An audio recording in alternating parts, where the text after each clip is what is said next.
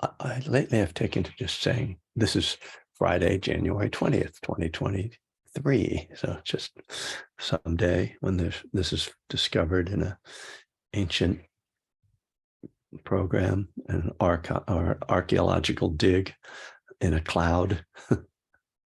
Wow, that's the date. I wonder what dating system they use. 2023. What does that mean? I just, I don't know. I'm sure some of you heard about this, but Dan Harris, who does the 10% Happier podcast, went to India and spent some time with the Dalai Lama.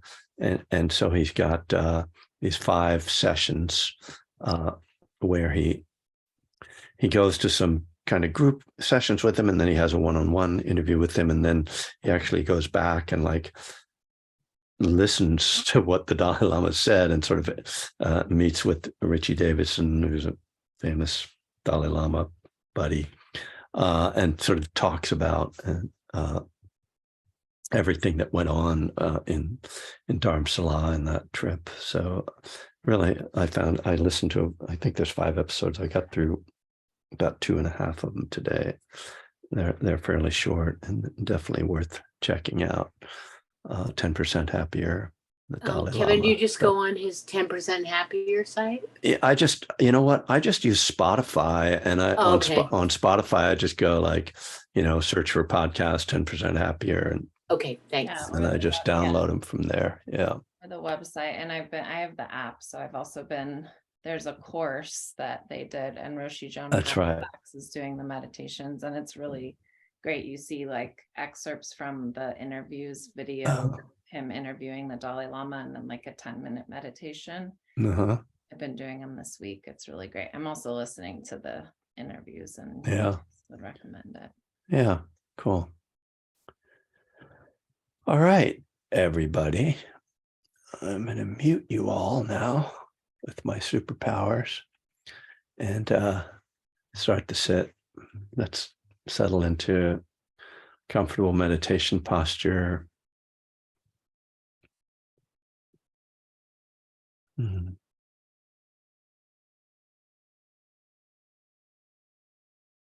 can close your eyes or just lower your gaze,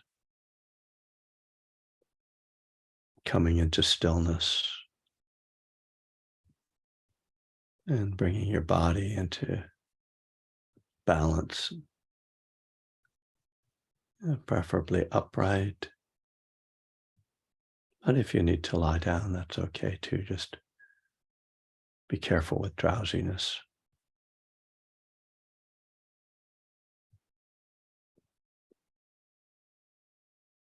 And just feeling your body, what's going on right now.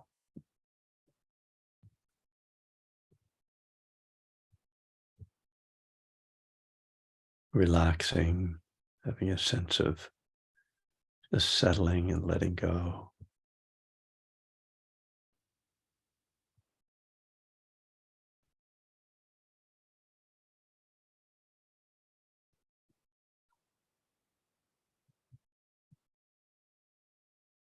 Noticing any points of tension in the body that need to be released.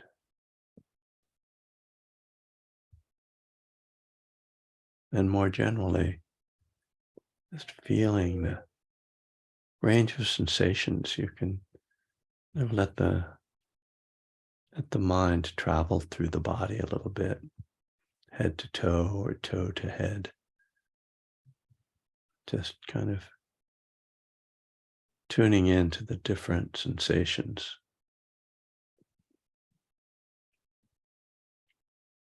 It can actually be quite interesting to see that different parts of the body feel completely differently in any given moment. It can be warm in one part and cool in another. It can be tingling in one place and feel numb in another place.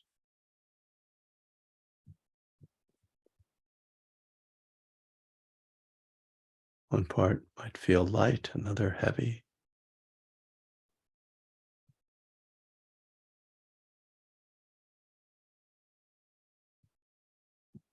And seeing if you can be aware of the whole body and all those sensations at once, feeling the body as a single object.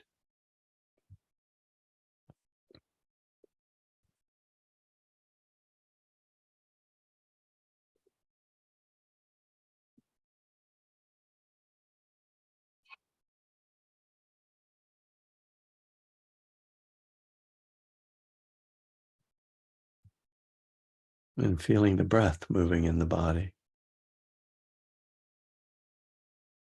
The chest rising and falling, the air entering and leaving the nostrils.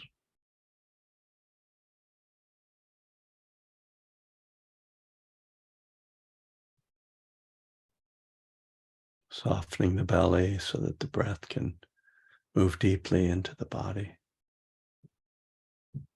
without efforting or straining, just allowing the breath to open the body.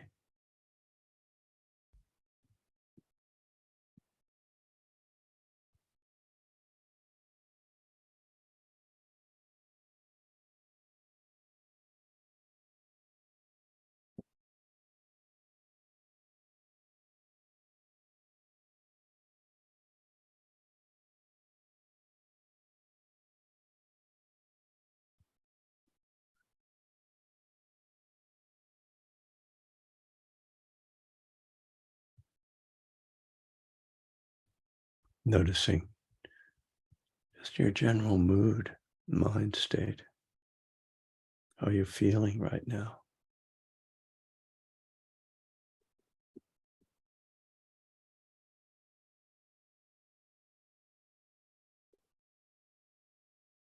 Sometimes it's quite clear that something is going on or that you're feeling a certain way.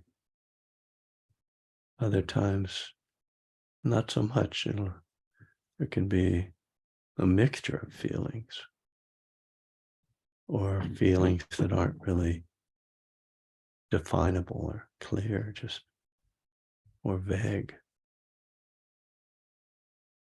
And we don't have to know the name of what we're feeling or categorize it in any way, just to sense it, just to feel it.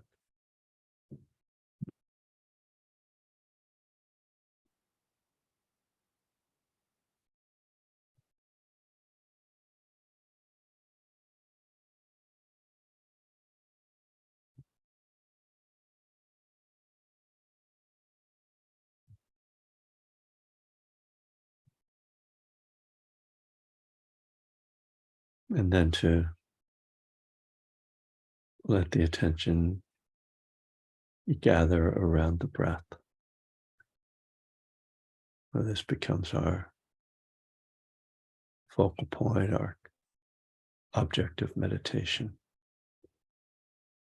To feel the breath either at the nostrils as the touch of air coming in and out, or feeling the breath as movement in the chest or belly, rising, falling, expanding, contracting.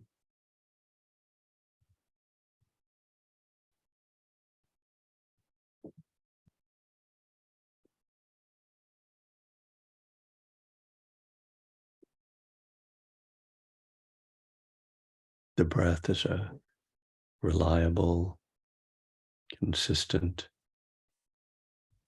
object to use. Doesn't have a quality that's particularly pleasant or unpleasant. It's just something to feel that's always happening in the present moment, that can only be felt in the present moment. And so keeps our mind in that present.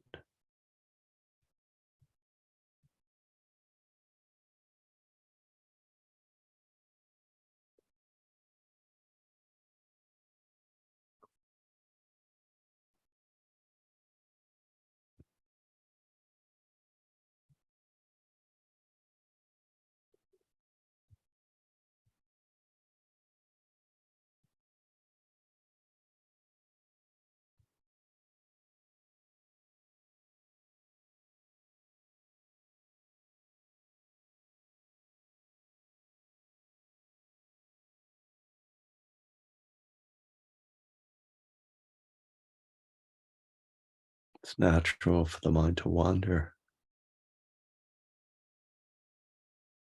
So even though we make the attention and effort to stay with the breath, the habit of thinking is persistent, tends to carry us off.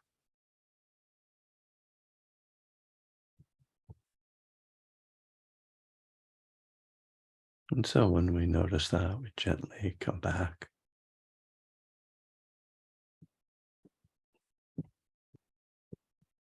Let go of the thought, reconnect with the sensations of breathing.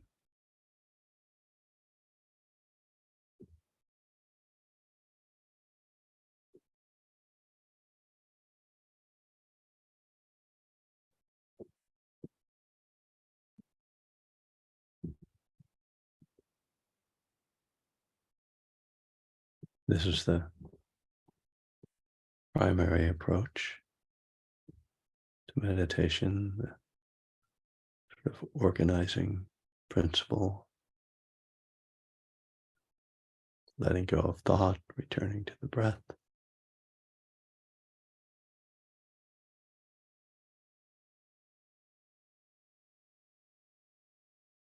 But there are other principles, other aspects of this practice we can bring in as we become more comfortable with the process.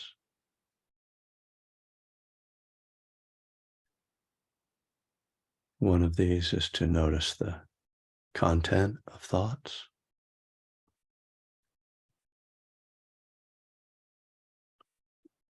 And this really just means to notice the content before coming back to the breath. So we're not judging or analyzing the content, more like categorizing.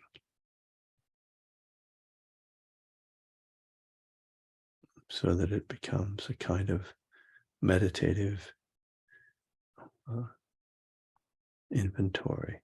You start to see the patterns in the mind. Again, without adding a story to that or a judgment, but just to see, to know, to honestly admit to what is occurring in the mind.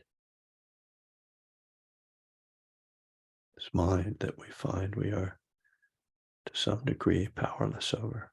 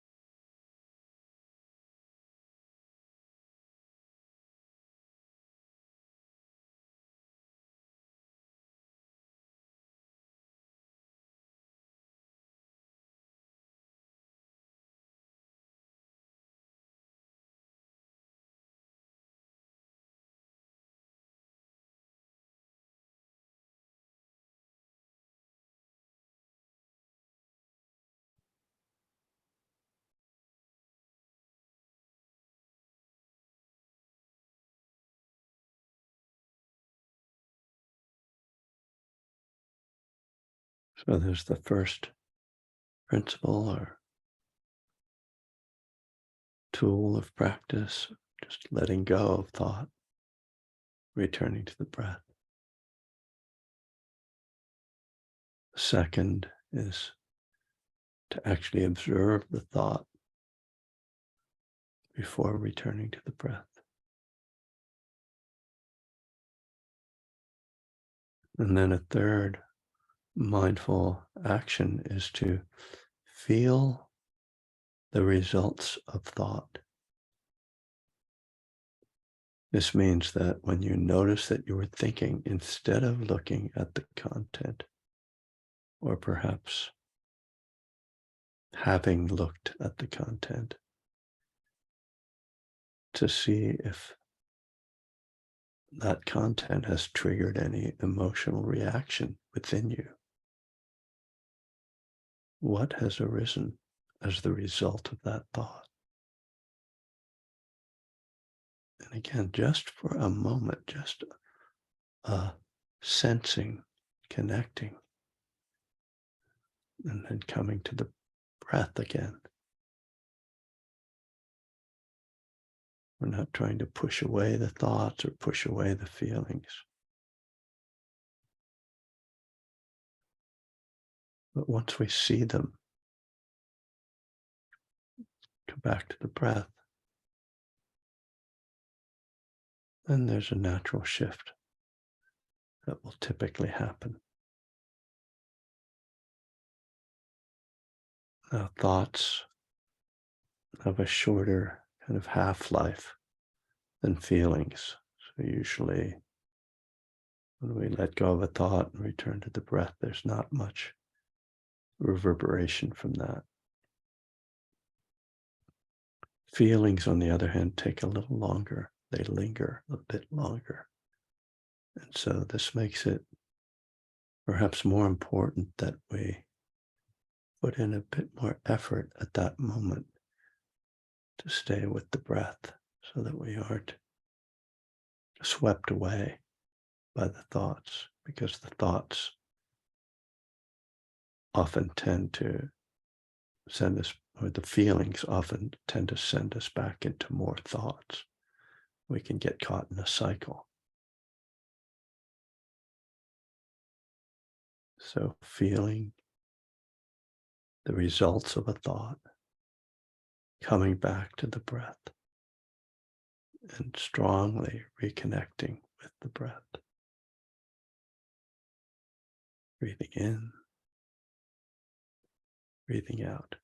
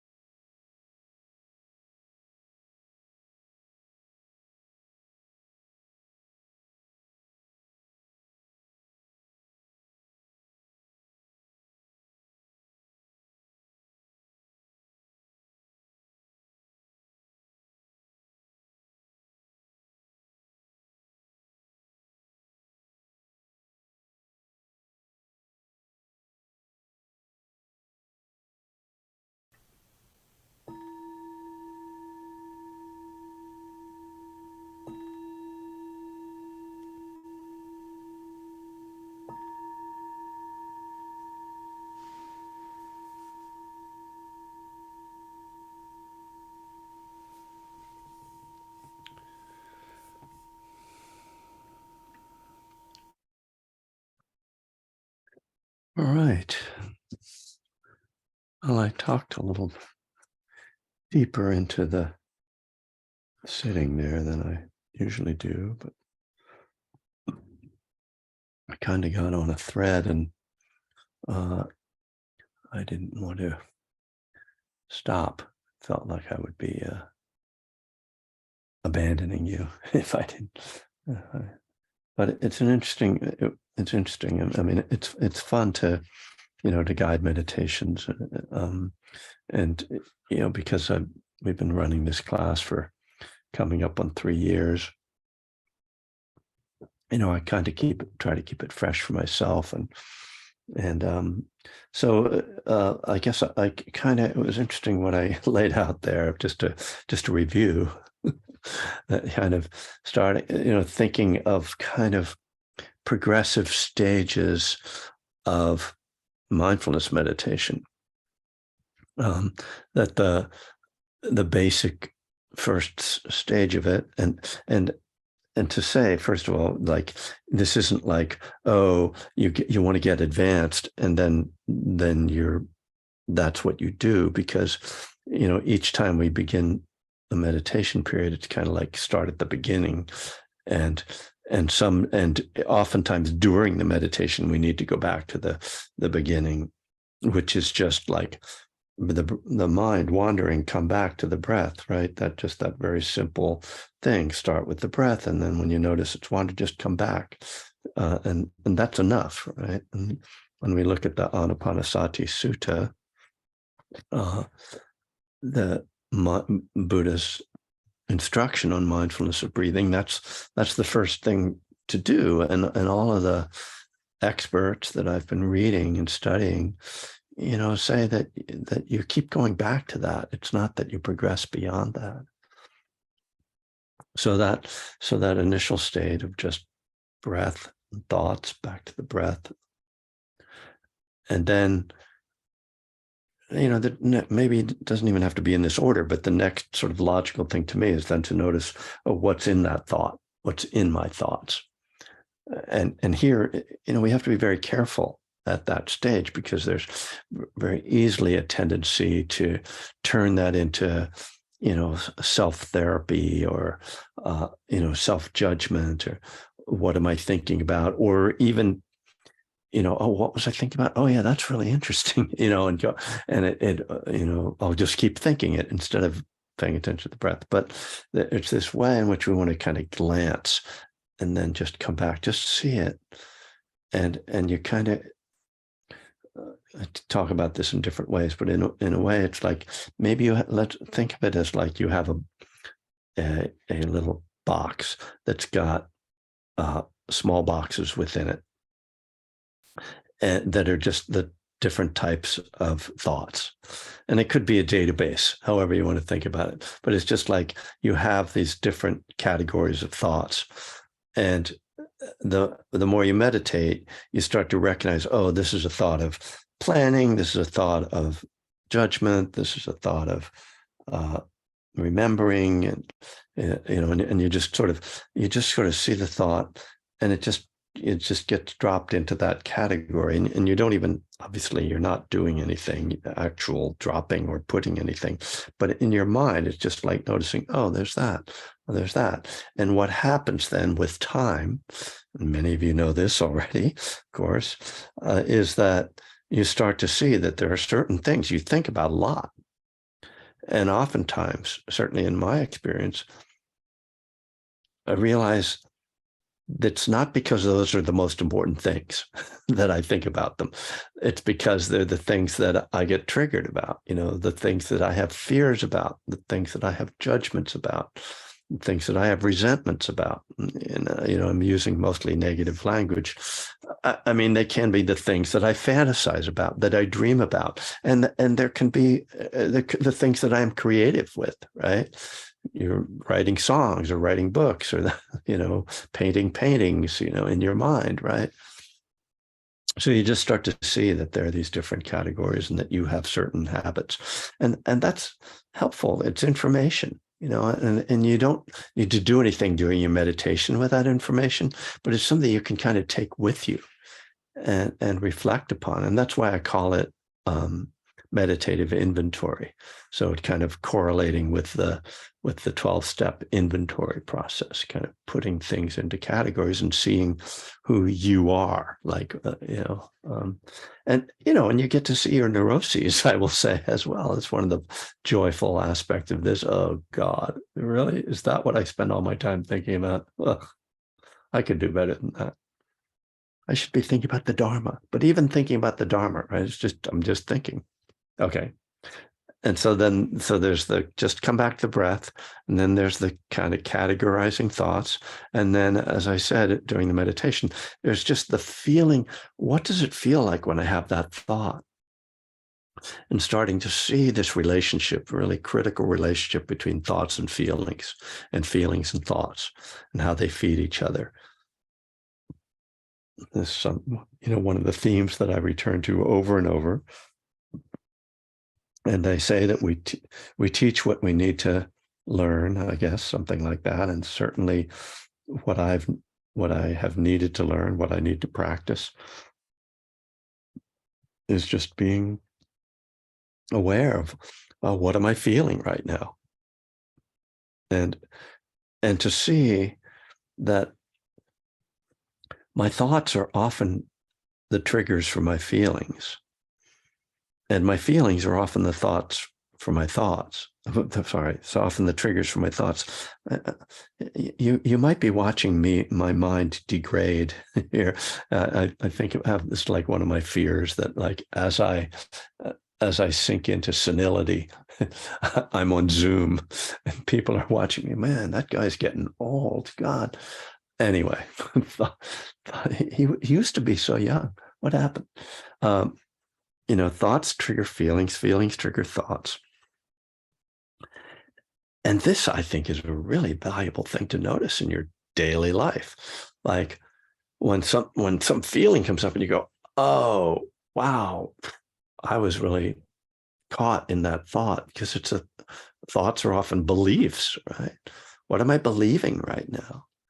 What am I thinking about myself? And realize, oh, I was just thinking about that. And, I was judging myself, and now I've got myself in a bad mood, and I'm taking it, I don't have to stay with it. Let me go back to step one, just breathe, right? Just let it go. Just come back to the breath.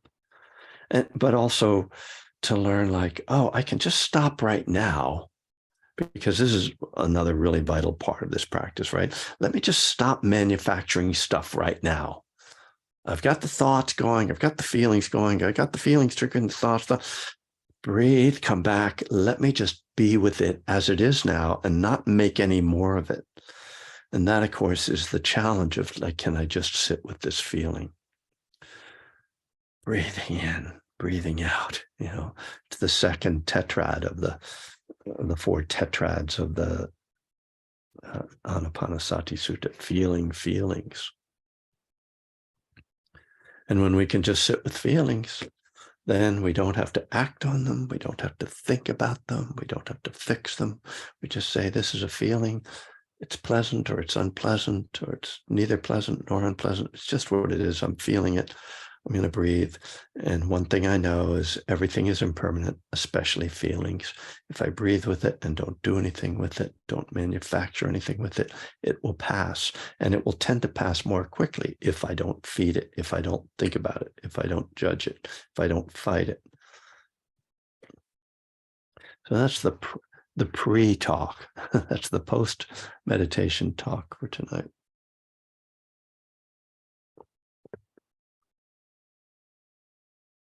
And as I say, I mean, many of you, hear me repeat these themes over and over. So, and you keep coming back. So I guess you don't mind hearing it over and over. So, wow, we are getting to the end of this book. I'm still going through my book, A Burning Desire. And we're in step 3. I think we're at the very end of step 3. Yes, we are. The last piece in step 3 is called the karma of non-action. And the previous section was called emotional karma. So we're kind of talking about how thoughts, words, and deeds trigger stuff, mainly feelings. But here, I take another turn, and this is, one of those things that really kind of came up as I was writing the book. I think this sort of occurred to me as a topic.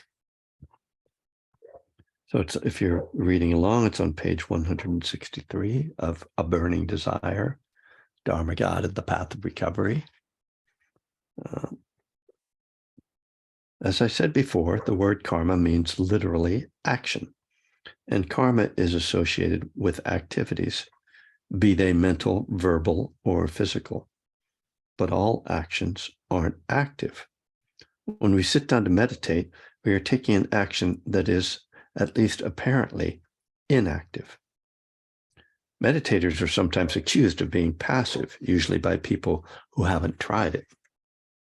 The internal experience of meditation is far from passive, as the Buddha's teachings on effort make clear. He even says that if we've tried to let go of harmful, lustful, and hateful thoughts and have failed, then we should clench our teeth and beat down the thoughts.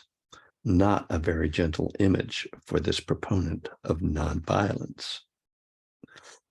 Nonetheless, meditation, even while being internally active, is essentially non-action.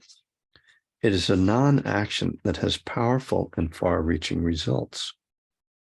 When an addict first engages in meditation, she'll often see how strong the impulse to act is.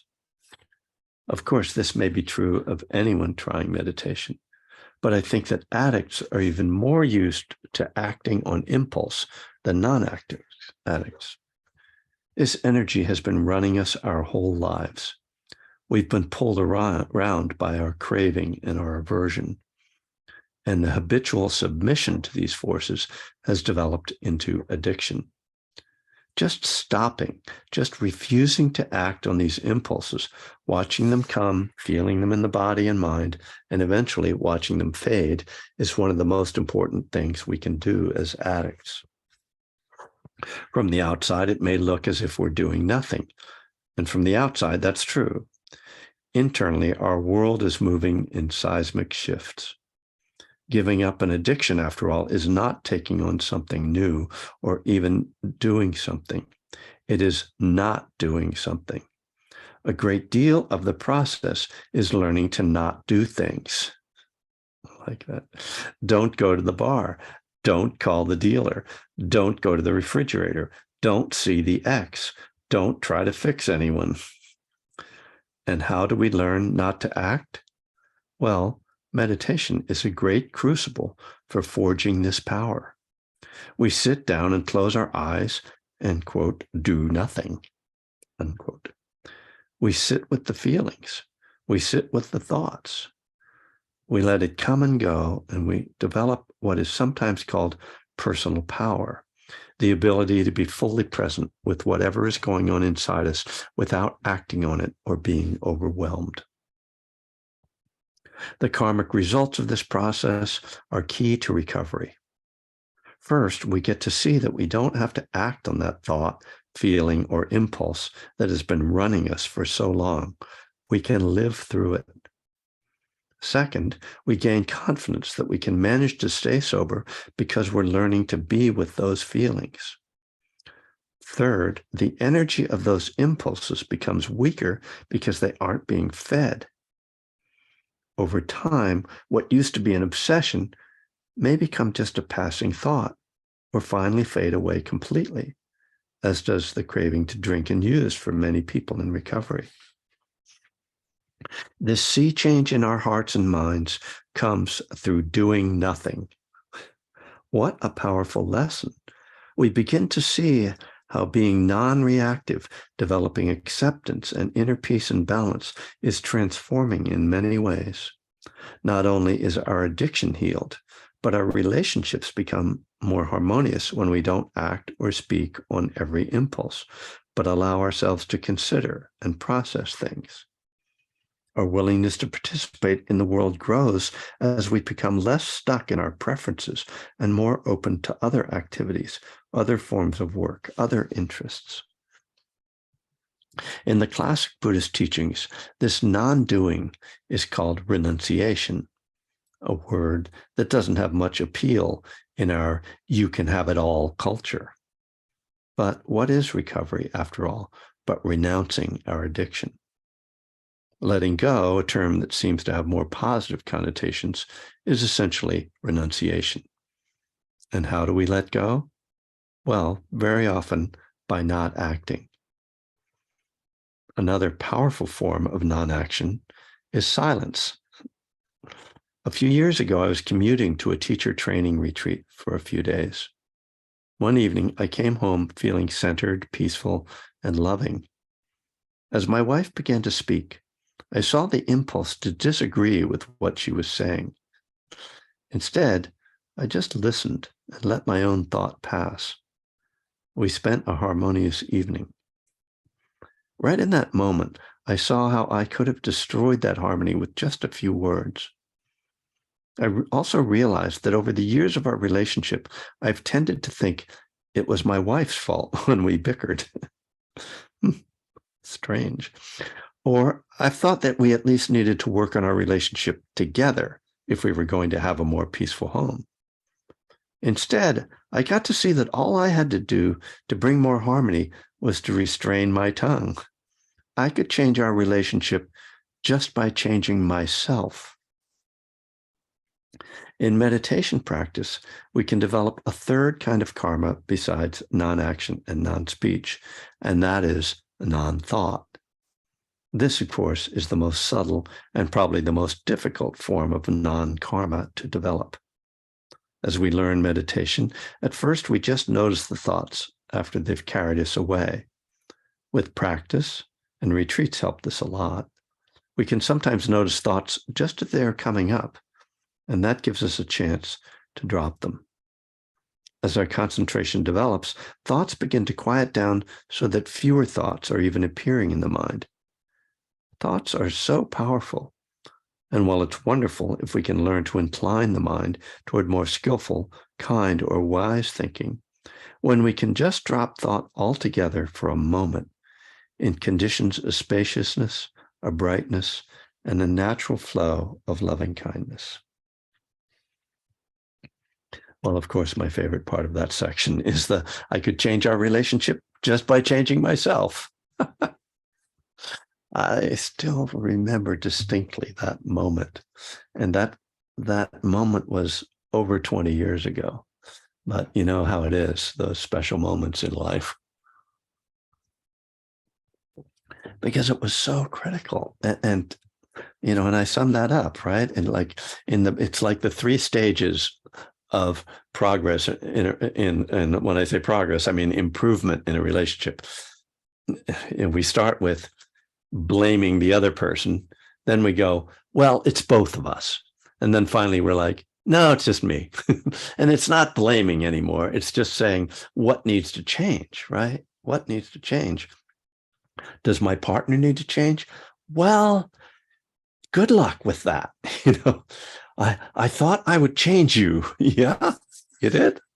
Okay. You know, keep coming back. It doesn't work. But then, of course, it makes sense. Well, we need to work on this together. And that's fine. Of course, we do. You know, relationships are certainly, you know, have 2 sides. If there are 2 people, other relationships are larger than that. But, you know, there's naturally there's that. But to discover that I can just, by changing my own behavior, I mean, maybe it's a completely obvious insight, but it was shocking to me when I kind of realized, oh, if I just shut up and don't start something here, then nothing's going to start. There's not going to be a problem. You know, wow. I guess it's not what an order. I can't go through with it. It's more like what a thing to realize. So hope that was helpful. That means we're done with step 3. So can move on. So there's plenty of time left. As we speak now, Angela is dumping information into the chat. I will say that Oh, that's a good thing. Yeah, that we have a contact sheet, and I occasionally use that for emails. I actually sent out an email last week about Angela and Anne's upcoming Buddhist recovery. I mean, Buddhism in the 12 Steps workbook class, workshop, group that you're starting. Do you guys want to talk about that at all? Anne, you want to say something? Come on. Sure. Yeah, thanks. Thanks, Kevin. You're awesome. Um, yeah, it's Sunday. We're starting at 10 a.m., 10 to 11:30, every other week for, well, pretty much through August. Wow. So yeah, 16 sessions, 16 classes. And it's really like a deep dive into the workbook, as a group. Yeah, we have a good group signed up so far. And if anybody is interested, we'd love to have you. Yeah. So Do you have the sign up you can put in the chat there? yeah, I'm asking contact us, so Angela. we keep it, we have to keep it organized. So Oh, yeah. yeah. Are you putting something in there, Angela? Email Angela, it says. Okay, fair Okay. enough. Yeah. I love the way Angela's just like sitting back. She's like, click, click, click, So easy. chill. So I also noticed that she put in the information about the retreat in March, the 16th to the 20th. And that's pretty full. I think mostly what we have is dorms and maybe some doubles. And at a certain point, Greg might start asking some of the people with singles to double up if possible. And there's the email address to contact Angela to join the workbook workshop. I'll call it the workbook workshop. That's great. Okay. I think that's it. So yeah. Oh, there we go. Steve, thank you for raising your hand virtually. Well, first of all, it's really, really nice to be here with all of you tonight. I have a tendency to get really lazy in the evenings, and I haven't been attending the Friday night meeting or teachings. And, this Sangha is like really the centerpiece of my recovery right now. And I never miss the Tuesday meeting, so it's really nice to be here. When I caught on, I just had this really warm feeling. I was looking at all these familiar faces of people I know, and I'm really looking forward to diving into the workbook this Sunday and looking forward to the retreat. And I actually have a question. It pertains a lot to what you were reading out of your book tonight and what you were talking in the meditation. Could you talk a little bit about right livelihood? For some reason, my brain gets stuck in the word livelihood.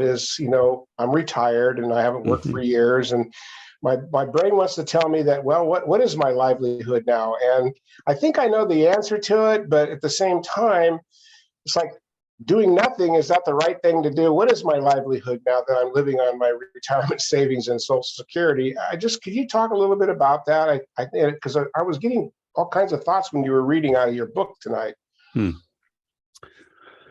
Well, it's a good question. And kind of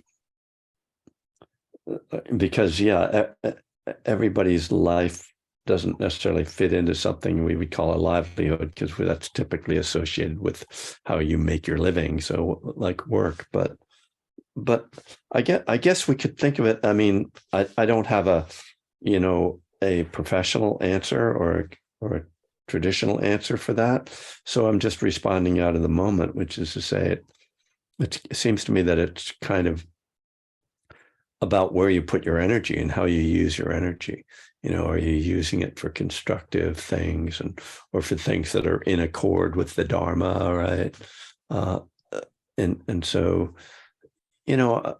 because certainly I'm not somebody who works 40 hours a week, and I do plenty of activities that I do purely for pleasure or, for my own enjoyment in a sense. but I don't see those as necessarily, improper uses of energy either, because, it's keeping balance and keeping ourselves happy, like is important, right? So if you're, and so I think, that's just generally what I would say is like, where is your energy being utilized? So what are you doing with your energy? Yeah, I was thinking, what was hitting me was what was the Buddha thinking in his teachings, like to the elders of the communities who were maybe disabled or couldn't really, it just struck me as right livelihood. It's got has to have a lot more to do with other things other than just how you make a living. And Right. So anyway, thank you for that feedback. Yeah. Thank you for the question. I think it's interesting to see what people do, especially if they're very comfortable, and it can manifest in different ways.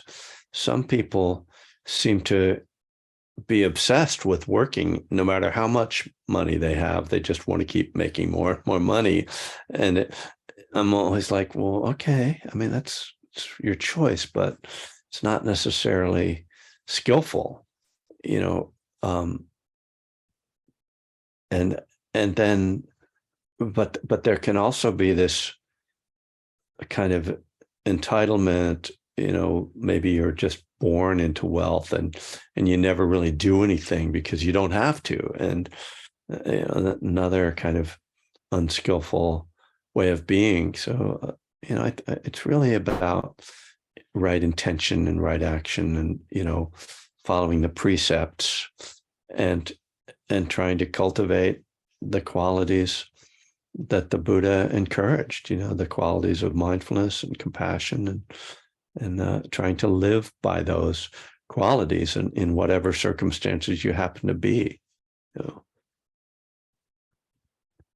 There are people whose situation in life means that they are taking care of an elder or taking care of a child, and they're not getting paid for that. It's not their job, but it's obviously, a very skillful and compassionate kind of action, and even, just, reflection, study, reflection, meditation. And these are all skillful things, maintaining recovery, that's like, wow, that's a full-time job in itself, right?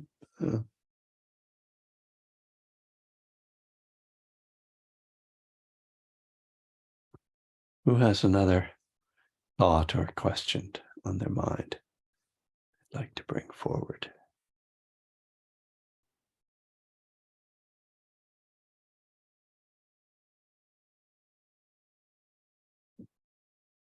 Hi, Kevin. I'll say something. Okay. Yeah, because this has been on my mind this week. I had a difficult week, and With the kids?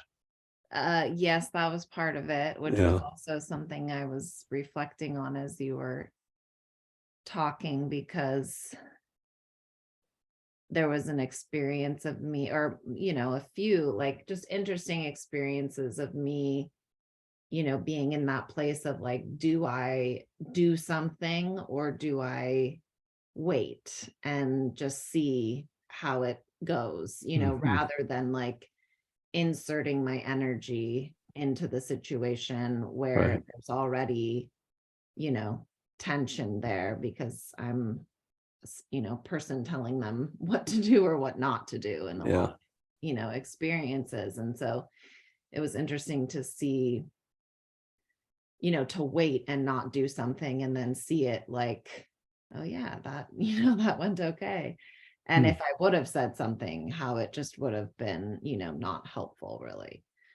So I'm continuing to look at that. And Yeah, but I think just kind of like mentally, emotionally, and my partner is living away from me at the moment, and I kind of like can see my resentment coming up, especially when I'm, not in the greatest of spaces myself. And, usually, or like this time last year, I was like wanting to talk even if I wasn't in the best space, because I wanted to connect. But I realized that I was like, maybe like I was kind of playing the tape forward, as we Mhm. said, like Right. if I have the conversation, how is it going to go? I don't really see myself being able to really be fully present and like compassionate and really interested in how he's doing, so like Right. I guess the things that came up for me too, and just reflecting on this more, one is just like, oh yeah, like I had some more mindfulness around my, mental state and kind of how it might go to be interacting with him, and whether it would be helpful or maybe create conflict, or Mhm. create Right. me being a person that I don't really want to be. But also like intention or kind of expectation, like what am I expecting to get out of this interaction, or like what's my intention Yeah. in, and like we say, like playing the tape forward, if we're not acting. So just, yeah, those are the things that are kind of coming up for me, and it's helpful just to verbalize them to kind of help them settle in a little bit more. But definitely like realizing like, oh yeah, mindfulness really helps in these moments of like being aware of what's happening. Yeah.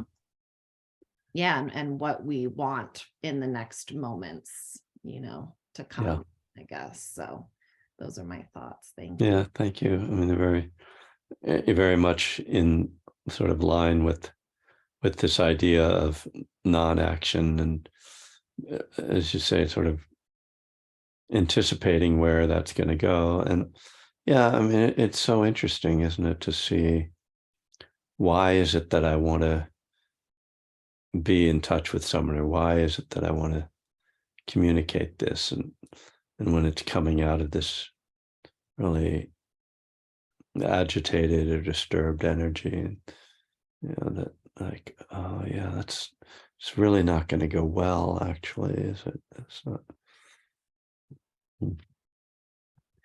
Very tricky. Thank you. um oh, Flippy, hi. Very good. Hello. There's a couple of things that, first of all, the meditation really helped me. And for the first time, I started naming the thought patterns, not exactly delving into them, but saying, oh, thinking, planning, those kind of things. And it was Mhm. just kind of coming naturally. And I believe it was in your daily meditation book that it was more descriptive version of that. As far as describing the types of thoughts we can think and labeling them. And that's, I've never really tried that before. And that meditation you did tonight helped me do that. So thank you. I really appreciated that. The other thing is, I never really thought about what am I feeling during meditation. If anything, I'm trying to get like a panic attack or anxiety to leave me and to calm down. Mhm. But to label it and then to come back to the breath is brilliant. And so the one thing I wanted to point out also was in Codependence Anonymous, in the first step, it talks about three things: what do I want, what do I feel, and what do I think?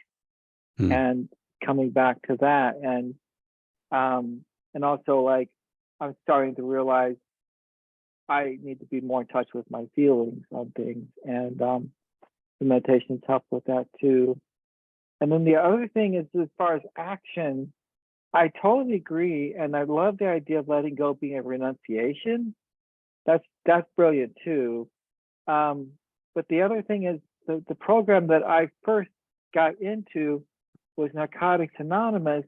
And in there, the literature all talks about the program of action, action, action. Mhm. And there are Right. suggestions like Right. do this action and then the feelings will follow, and do this action, Mhm. bring the body and the mind will follow, and Mhm. get a home group and be of service and read the literature and work the steps and all the things that we're taught that are actions that will eventually change our thinking.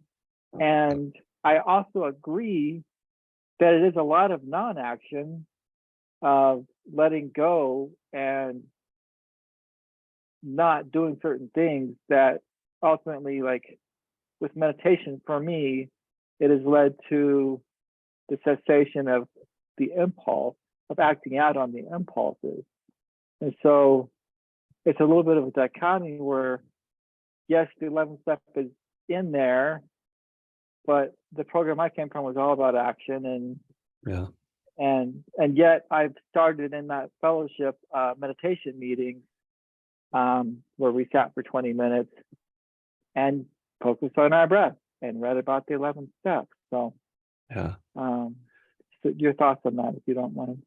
Yeah. I mean, certainly there's a lot I could say about it, but what comes up first is just that when we initially come into recovery, whether it's particularly around drugs, alcohol, substance abuse,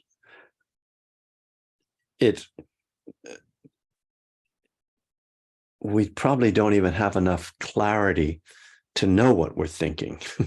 And our thinking, has gotten us there. As they say, our best thinking has gotten us there. And so just developing new habits of action is a way to turn things around in our life in a very practical way. Eventually, though, so I don't consider this, so I consider that like an important starting point, but it's not an end point, right? Because eventually we're going to be confronted with our conditioned mental habits.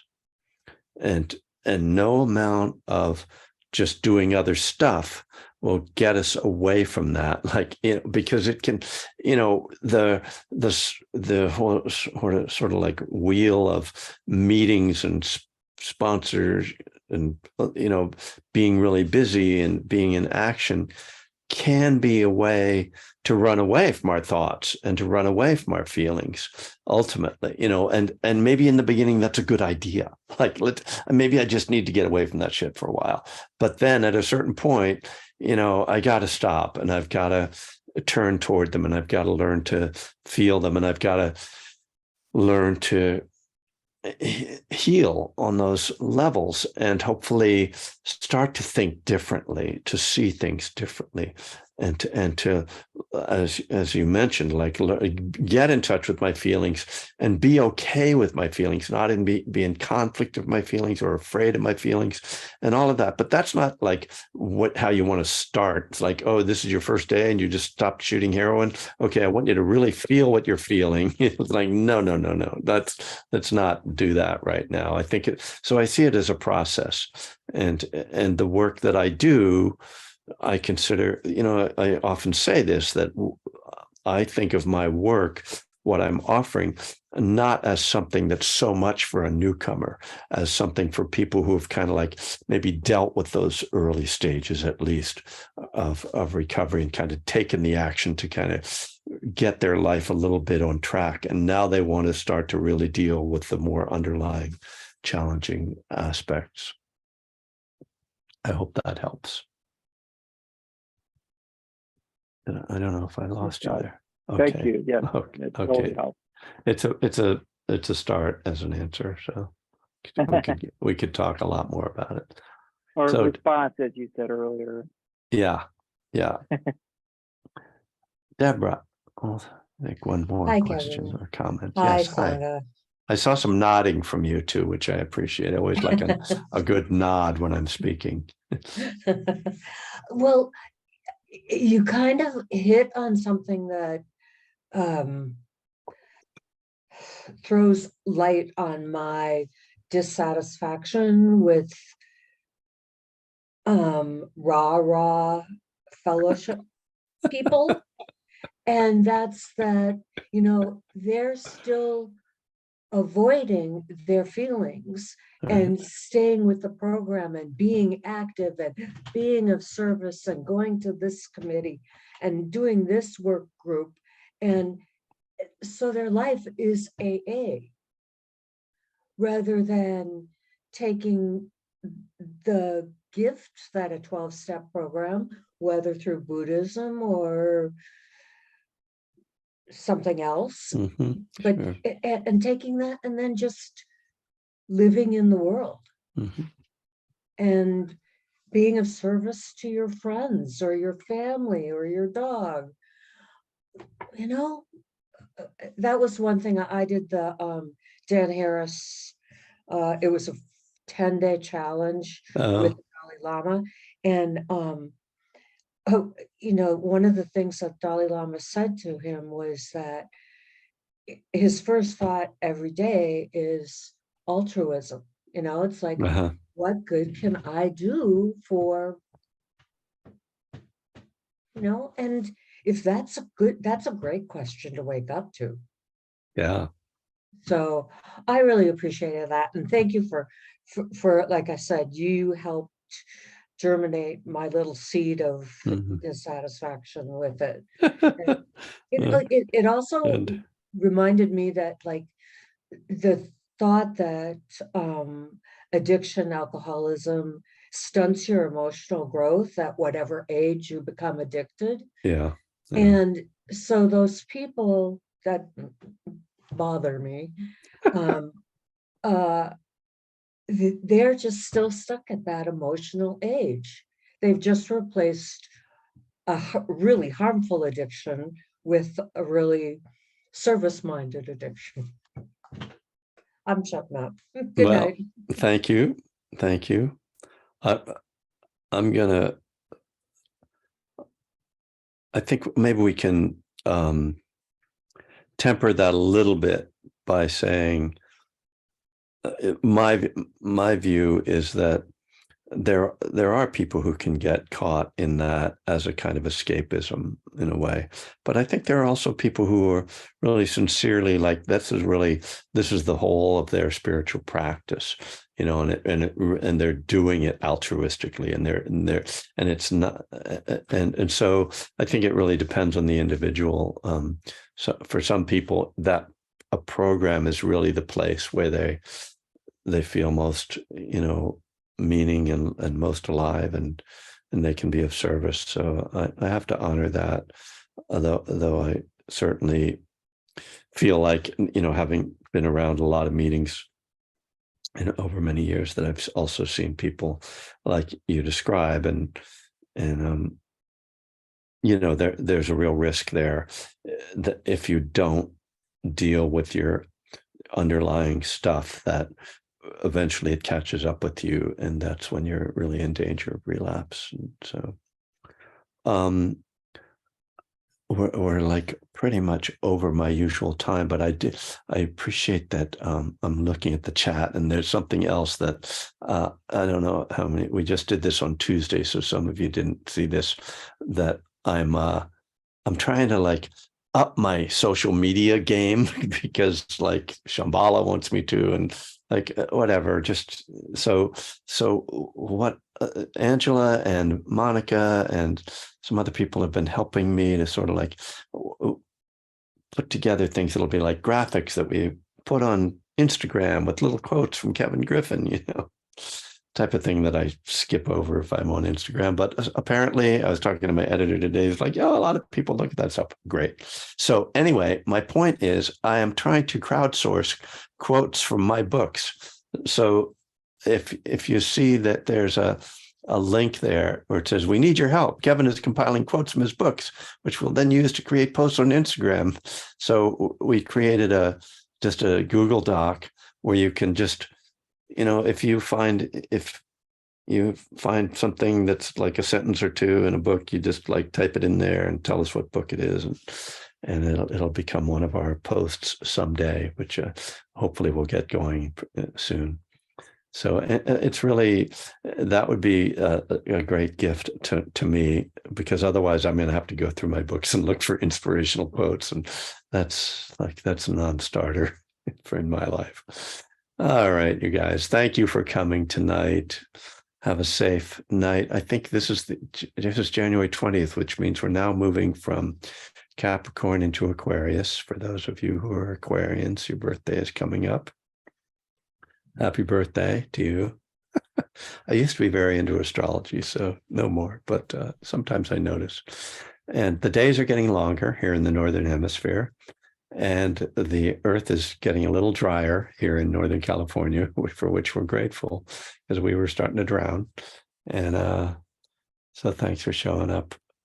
Geez, what's going on down here at the end? What are these comments here? What's my Instagram username? Oh, God, it's for some reason it's Kevin Six String. I don't, it was like, it was when I wasn't really thinking about it, and I don't know how to change it. So, but yeah, yes. So, there you go. Namaste. Namaste. Peace, everybody. Blessings, and have a great weekend. Don't drink or use no matter what.